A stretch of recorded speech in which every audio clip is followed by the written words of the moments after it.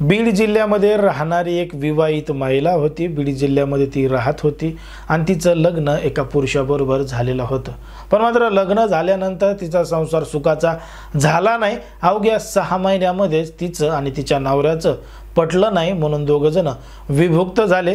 वेगवेगळ्या दोघांपासून वेगवेगळ्या राहण्याचा निर्णय घेतला आणि ती जी महिला आहे ती बीड जिल्ह्यातून थेट पुण्यामध्ये कामानिमित्त एका कंपनीमध्ये आलेली होती आणि त्या ठिकाणी राहून तिचा उदरनिर्वाह करत होती। मग या ठिकाणी राहत असताना, कंपनीमध्ये काम करत असताना त्याच कंपनीमध्ये सुपरवायझर म्हणून काम करणारा एक पुरुष होता आणि त्या पुरुषाबरोबर या महिलेची ओळख झालेली होती।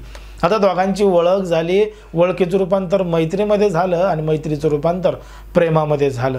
आता तो जो पुरुष आहे तो सुद्धा विवाहित होता, त्याचं सुद्धा लग्न झालेलं होतं, पण मात्र त्याचा मुलगा आणि त्याची बायको त्या पुणे शहरामध्ये राहत नसून दुसऱ्या एका गावामध्ये राहत होते आणि हा इकडूनच त्यांचा सांभाळ करत होता। मग या दोघा जणांचं प्रेम एकमेकांप्रती वाढलेलं होतं आणि आता या दोघा जणांनी एकमेकांसोबत राहण्याचा निर्णय घेतलेला होता। आता पुरुषाचं सुद्धा लग्न झालेलं होतं, महिलेचं सुद्धा लग्न झालेलं होतं, पण महिलेनं तिच्या नवऱ्याला सोडलेलं होतं, तर पुरुष त्याच्या बायकोला सांभाळत होता, घरी जेवढे पैसे पाहिजे तेवढे पाठवत होता। मग ह्या दोघा जणांनी पुण्यामधील एका परिसरामध्ये सोबत राहण्याचा निर्णय घेतला।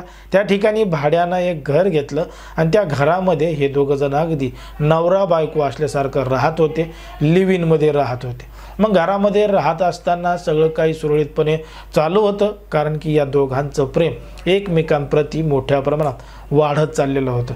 बघता बघता यांच्या प्रेमाला, यांच्या या जोडीला 5-6 वर्ष पूर्ण झालेले होते आणि सगळं काही एकदम मस्तपणे चालू होतं। पण मात्र एक दिवस तारीख आली, ती म्हणजे 25 नोव्हेंबर 2024 ची आणि 25 नोव्हेंबर 2024 रोजी ती जी महिला आहे ती अचानक गायब झाली, बेपत्ता झाली। ती नेमकी कुठं गेली आहे, काय गेली आहे, याची काहीही माहिती त्या पुरुषाला मिळाली नाही, म्हणून त्यानं पोलीस स्टेशनमध्ये तक्रार दाखल केली आणि त्याच्या बायकोची शोधाशोध पोलिसांनी सुरू केली। जेव्हा पोलिसांनी या संपूर्ण प्रकरणाचा तपास केला तेव्हा घडलेलं होतं एक धक्कादायक प्रकरण, धक्कादायक घटना। नेमकं काय आहे संपूर्ण प्रकरण, कुठं घडली ही घटना, हे पण अगदी सविस्तरपणे पाहणार आहोत। पण जर तुम्ही अजूनही आपलं चॅनल सबस्क्राईब केलं नसेल तर लगेच सबस्क्राईब करून घ्या आणि बाजूला असणाऱ्या बेल नोटिफिकेशनला सुद्धा ऑन करायला विसरू नका। आता ही जी संपूर्ण घडलेली घटना आहे, घडलेलं संपूर्ण प्रकरण आहे ते आहे आपल्या महाराष्ट्रातीलच पुण्यामध्ये हिंजवाडी पोलीस स्टेशनच्या हद्दीमध्ये घडलेली संपूर्ण घटना आहे। पण मात्र या घटनेला, गोष्टीला सुरुवात होते ती म्हणजे बीड जिल्ह्यातून। बीड जिल्ह्यात राहणारी एक महिला होती, 30 वर्षीय, लग्न झालेलं होतं, पण मात्र लग्नानंतर 6 महिन्यातच तिचा संसार विखुरला गेला, म्हणजे नवऱ्यापासून ती विभक्त झाली।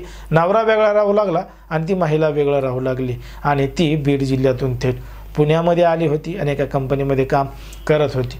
मग या ठिकाणी कंपनीमध्ये काम करत असताना तिची ओळख एका दिनेश नावाच्या पुरुषाबरोबर झाली, कारण की त्या कंपनीमध्ये दिनेश नावाचा पुरुष हा सुपरवायझर होता आणि त्याचं हिंजवडी परिसरामध्ये एक चहाचं हॉटेलसुद्धा होतं।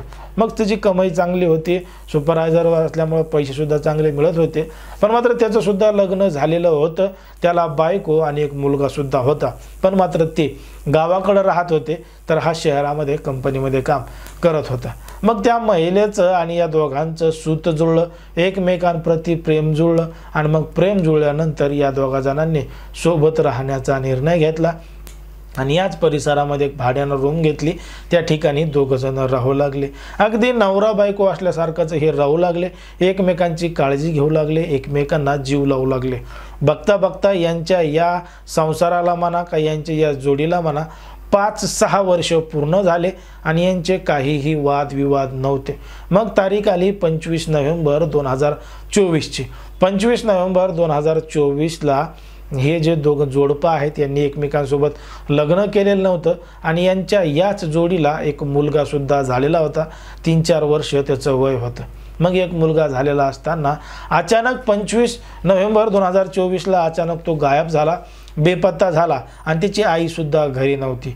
मग हे जो दिनेश नावाचा व्यक्ती आहे, पुरुष आहे, त्याच्या पायाखालची जमीन सरकली, त्याला मोठा धक्का बसला की त्याचा मुलगा नेमका कुठं गेलाय, काय गेलाय, त्याची आई सुद्धा सापडत नाही, काय नाही, ती त्याला घेऊन गेली का कुठं गेली।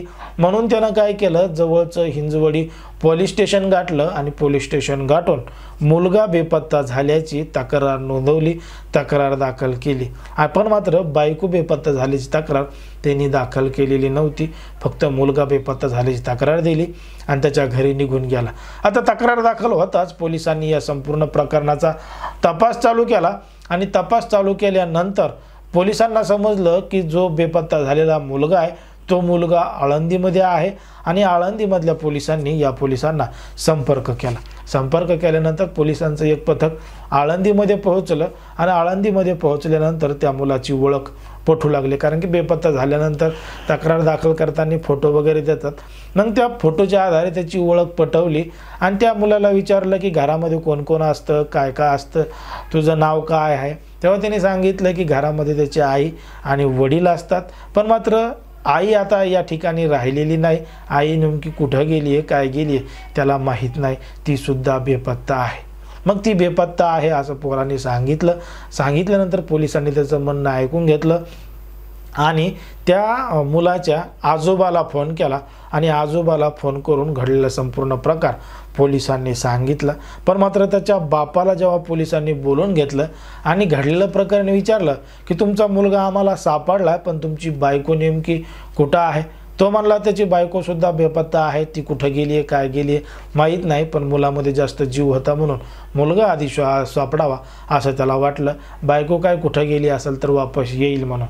मग त्यानं असं पोलिसांना सांगितल्यानंतर पोलिसांनी सांगितलं की तुम्ही तुमची बायको बेपत्ता झाल्याची सुद्धा पोलीस स्टेशनमध्ये तक्रार दाखल करा, म्हणजे आम्हाला तपास करता येईल। आता पोलिसांनी जसं सांगितलं तसं त्या पुरुषांनी ऐकलं आणि 26 नोव्हेंबर रोजी वाकड पोलीस स्टेशनमध्ये बायको बेपत्ता झाल्याची तक्रार दाखल केली आणि तक्रार दाखल केल्यानंतर पोलिसांनी तपास चालू केला। तोपर्यंत त्याचा मुलगा त्या पुरुषाच्या ताब्यात दिला नाही, तो पोलिसांकडेच होता।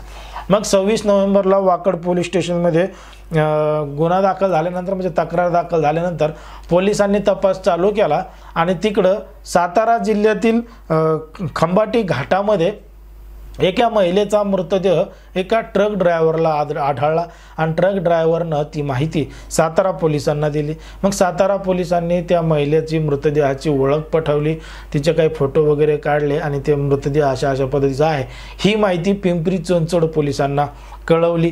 मग पिंपरी चिंचवड पोलिसांना कळवल्यानंतर ती माहिती या पोलीस स्टेशनमध्ये आली आणि पोलिसांनी त्या महिलेची ओळख पटवली आणि ओळख पटवल्यानंतर समजलं की त्या महिलेचा मृतदेह या पुरुषाच्या बायकोचाच आहे, म्हणजे या पुरुषाची बायकोच त्या ती महिला आहे, मृत महिला आहे असं पोलिसांना समजलं। मग पोलिसांनी तिच्या नवऱ्याला म्हणजे दिनेशला ताब्यात घेतलं आणि त्याची चौकशी सुरू केली की तुझी बायको बेपत्ता झाली आहे याची तक्रार तू दाखल केली नाही, पण मात्र मुलगा बेपत्ता झाल्याची तक्रार दाखल केली, नेमकं काय आहे खरं खरं सांग। मग ते म्हणे मला काहीही माहीत नाही, कसं काय झालं, त्याला वाटलं त्याची बायको कुठं रुसून गेली असन आणि मुलाला घेऊन गेली असन, मग ती वापस येईल पण मात्र मुलगा सापडेल असं याला वाटलं आणि असे कारणं म्हणजे उडवाउडीची उत्तरं पोलिसांना दिले। पण मात्र पोलिसांकडे एक मोठा सबूत होता, पुरावा होता, तो म्हणजे 24 तारखेपासून ते 26 तारखेपर्यंत याचा मोबाईल स्विच ऑफ होता। याच्या मोबाईलचं लोकेशन पोलिसांना सापडलेलं नव्हतं, कारण की पोलिसांनी त्याचा मोबाईल ट्रेस केलेला होता। पोलिसांनी जेव्हा या संपूर्ण प्रकरणाची माहिती त्याला विचारली आणि पोलिसांच्या पद्धतीने विचारली तेव्हा त्यानं घडलेलं प्रकरण सांगितलं आणि त्यानं कबूल केलं की त्यानंच त्याच्या बायकोची हत्या केली, त्यानं त्याच्या बायकोला ठार करून खंबाटी घाटामध्ये फेकलेलं आहे असं त्यानं कबूल केलं। मग पोलिसांनी विचारलं का मारलं, काय कारण होतं मारण्यामागं, तेव्हा त्यानं सांगितलं की मागच्या 5 ते 6 वर्षापासून दोघं जण लिव्ह इन रिलेशनशिपमध्ये राहत होते, एकमेकांप्रती मोठं प्रेम होतं, पण मात्र ती आता त्याच्याकडे पैशाची जास्त मागणी करत होती, वारंवार पैसे मागत होती आणि तिच्यासोबत लग्न करण्याची त्याला मागणी घालत होती की आता लग्न कर लग्न कर. म्हणजे बिना लग्न करताच या पुरुषानं त्या महिलेला मुलगा केला होता, म्हणजे तिला गर्भवती केलं होतं आणि तिला मुलगासुद्धा झाला होता, तरीसुद्धा तिच्यासोबत लग्न करत नव्हता. आणि तिनं सांगितलं की जर तू लग्न केलं नाही तर मग मी तुझ्या घरी सांगेल की ती नेमकी कोण आहे, त्या दोघांचं नेमकं नातं काय आहे. मग या सगळ्या गोष्टीला वैतागून त्यानं अगदी चित्रपट पाहून तिला मारण्याचा प्लॅन केला आणि प्लॅन केल्यानंतर त्यानं 24 नोव्हेंबरला त्या महिलेला त्याच्या गाडीत बसवलं. गाडीत बसून सातारा जिल्ह्यातील खंबाटी घाटामध्ये घेऊन गेला आणि त्या ठिकाणी तिचा डोक्यामध्ये हातोडा मारून तिला ठार केलं आणि तिचा मृतदेह त्या घाटामध्ये फेकला. आणि त्या ठिकाणाहून तो वापस आला आणि त्याच्या मुलाला आळंदीमध्ये पोलिसांचं जिथं पथक असतं त्याच्या जवळपास नेऊन सोडलं आणि त्या ठिकाणाहून तो पसार झाला. म्हणजे स्वतः पोराला नेऊन त्या ठिकाणी सोडलं आणि त्या ठिकाणाहून पसार झाला. आणि 25 तारखेला पोलीस स्टेशनमध्ये जाऊन स्वतः मुलगा बेपत्ता झाल्याची तक्रार दाखल केली. हा संपूर्ण बनाव त्यानं रचला जेणेकरून तो पकडला जाणार नाही, काहीही होणार नाही असं त्याला वाटत होतं.